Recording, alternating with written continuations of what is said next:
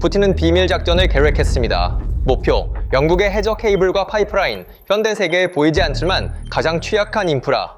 그들은 파괴 공작의 기초를 다지고 있었습니다. 세 척의 잠수함이 케이블을 주도화하고 파괴 지점을 식별하며 미래의 위기에서 영국을 배륙과 디지털로 단절시키기 위한 청사진을 준비하고 있었습니다. 아무도 알아차리지 못해야 했습니다. 그러나 영국과 노르웨이는 힘을 합쳐 500명 이상의 인력을 동원하여 러시아의 새 잠수함을 현장에서 적발했습니다.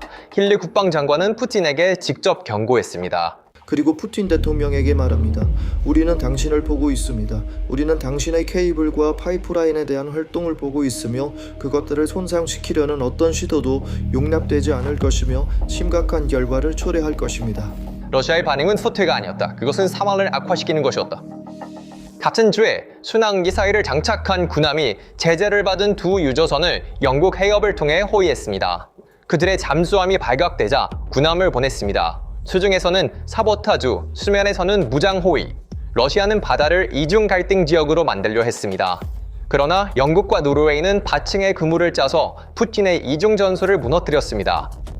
이 작전의 세부 사항은 스릴러 소설처럼 읽힌다. 영국과 노르웨이 정보부는 몇 주 동안 북대서양에서 비정상적인 활동을 감지하고 있었다.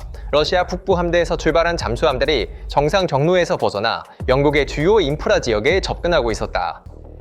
러시아의 전술은 층을 이루고 있었다. 세계에서 가장 조용한 사냥꾼 중 하나인 아쿨라급 핵공격 잠수함 약 12,000톤의 배수량을 가진 이 잠수함이 전면에서 작전을 수행하고 있었다. 그 임무는 주의를 끌고 사냥꾼들을 유인하며 실제 작전을 감추는 것이었다.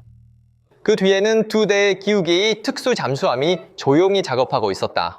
GUG의 심해 연구본부, 러시아에서 가장 잘 알려지지 않았지만 가장 위험한 부대 중 하나이다. 총참모부에 직접 소속되어 있으며 인원은 엄선되고 그 존재 자체가 공식적으로 거의 인정되지 않는 비밀 부대이다.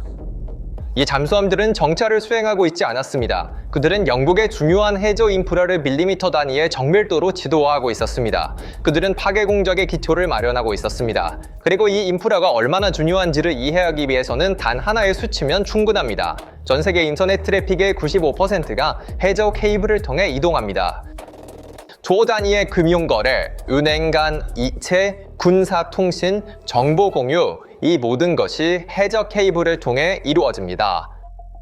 대서양 바닥에는 400개가 넘는 활성 케이블이 뻗어 있으며 대부분은 물리적 보호가 없습니다. 섬나라로서 영국은 이 인프라에 특히 의존하고 있습니다. 케이블이 끊기면 나토의 조정 능력이 붕괴되고 런던 증권 거래소가 마비되며 영국은 대륙과 디지털로 단절될 것입니다.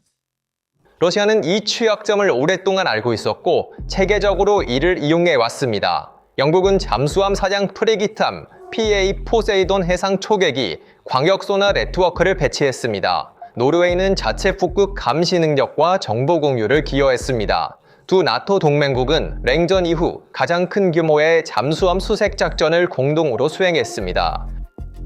500명 이상의 인원이 한 달간의 작전에 참여했으며 결국 세 척의 러시아 잠수함이 탐지대부 추적되어 해당 지역에서 쫓겨났습니다. 2023년 노르드 스트림 파이프라인의 파괴는 해저 인프라가 얼마나 취약한지를 세계에 보여주었습니다.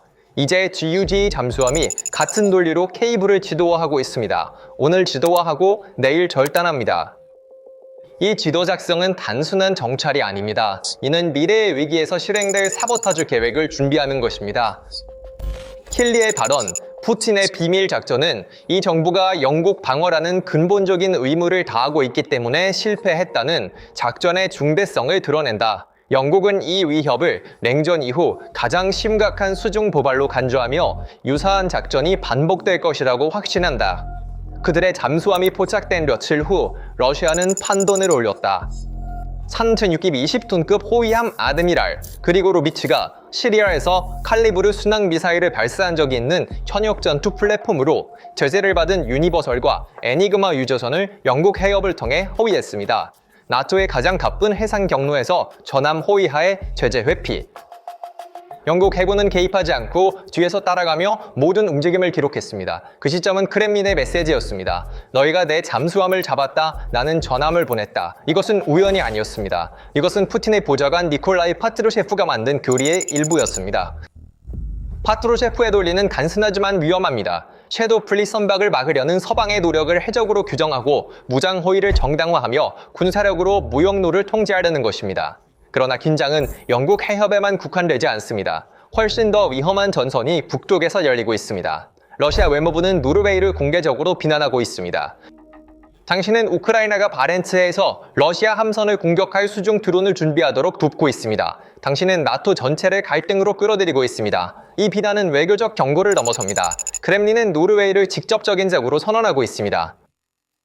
노르웨이는 러시아와 196km의 육상 국경을 공유하고 있으며 러시아 북방 함대와 해상 해곡제력의 기지인 콜라 반도가 바로 맞은편에 위치해 있습니다. 노르웨이 국방참모총장은 러시아가 이러한 핵기지를 보호하기 위해 군사력을 사용할 수 있다고 경고했습니다. 제2차 세계대전 이후 처음으로 전쟁 시 사유재산이 압수될 수 있다는 공식 통지가 노르웨이 시민들에게 발송되었습니다. 러시아 국경 근처 지역에 대한 대피 계획이 준비되었습니다.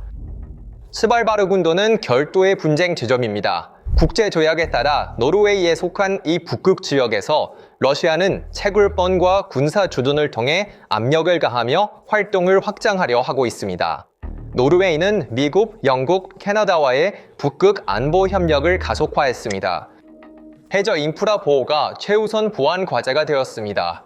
우리가 직면한 세력은 녹슨 소련의 유물이 아닙니다. 이는 지난 20년 동안 러시아가 방위 예산의 상당 부분을 투자하여 현대화한 고도로 정교한 수중 함대입니다. 이 위협의 중심은 무르만스크 근처 콜라 반도의 북극권 내에 있습니다. 가지에보, 올레냐, 세베로모르스크 해군기지는 러시아의 요새이며 이 요새에서 나오는 가장 큰 위협은 야센 M급, 나토 코드 세베로드빈스크 핵 공격 잠수함입니다.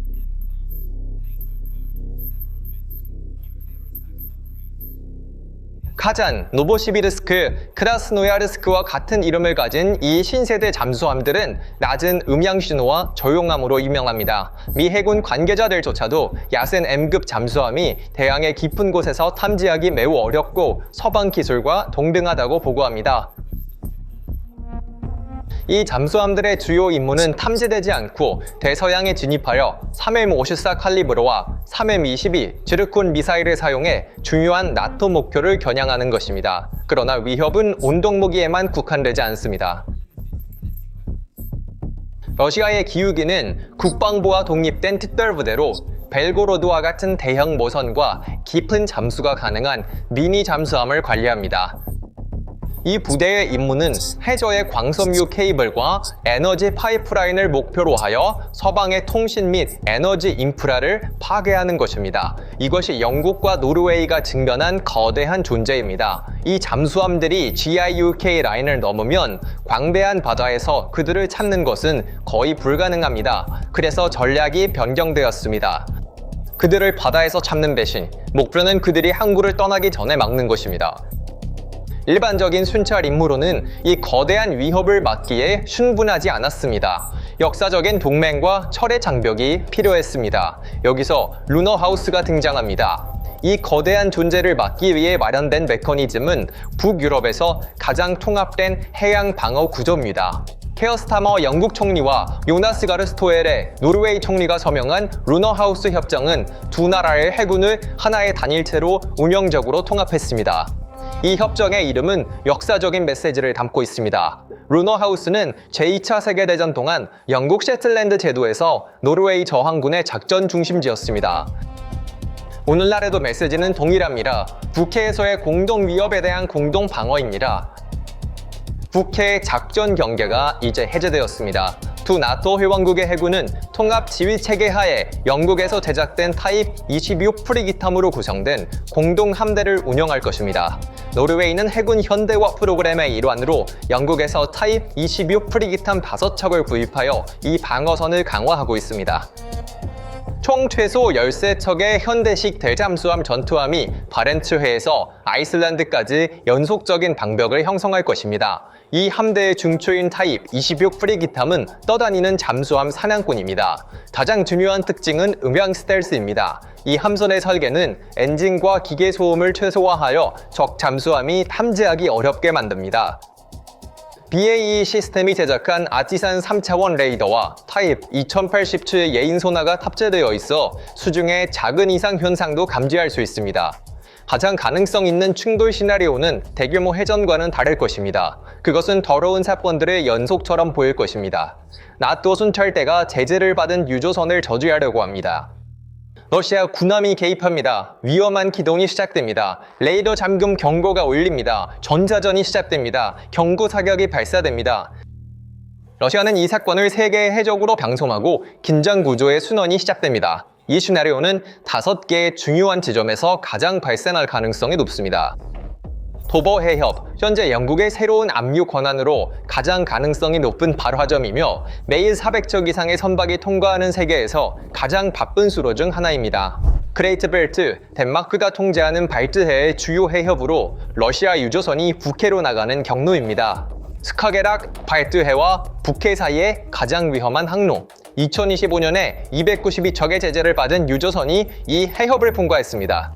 오레슨드, 덴마크와 스웨덴 사이의 해협으로 일부 지점에서는 폭이 4km로 좁아지며 두 나토 국가 사이에 위치해 있습니다.